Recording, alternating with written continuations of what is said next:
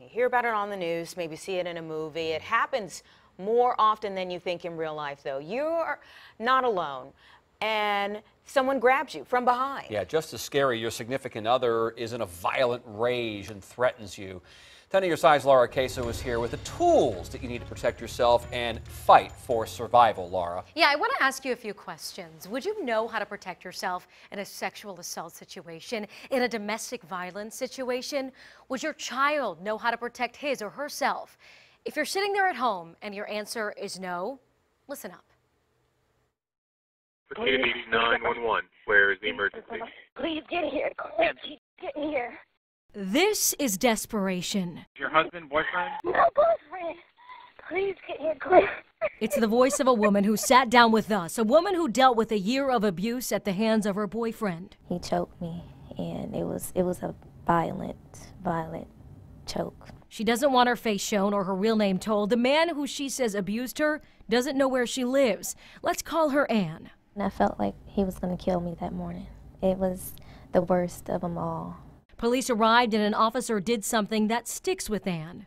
Handed me his cell phone. He said, just talk to her. That she was a volunteer with the Samaritan House who provided shelter for Ann and eventually led her here to the YWCA to speak with support counselors like Nicole. The research shows that it takes a person about 7 times to leave and stay gone from an abusive relationship.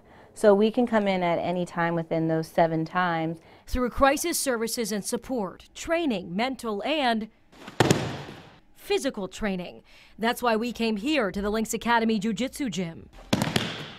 The top trainer, a former Navy SEAL, who teaches self-defense classes for women. The only thing you know is to eye gouge, or punch the person in the throat. If that's the only thing you know, chances are you're not going to do anything. So Frank believes in this craft. First, he says, don't panic. Instead, if you can, establish a boundary early. You should be like, hey, stop. What can I help you with? One of the moves we talked about most, get out of a choke, because when someone touches you here, you can't breathe. I find a finger. Right, isolate the wrist.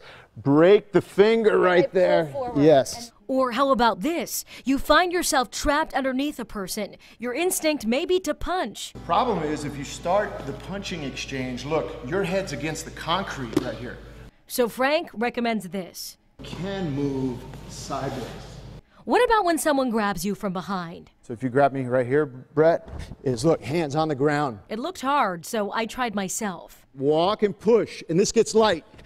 Yes. That is where jiu-jitsu specializes, is on the ground, how to survive, how to defend, and how to escape that situation. Ann escaped, and she's putting the pieces of her life back together.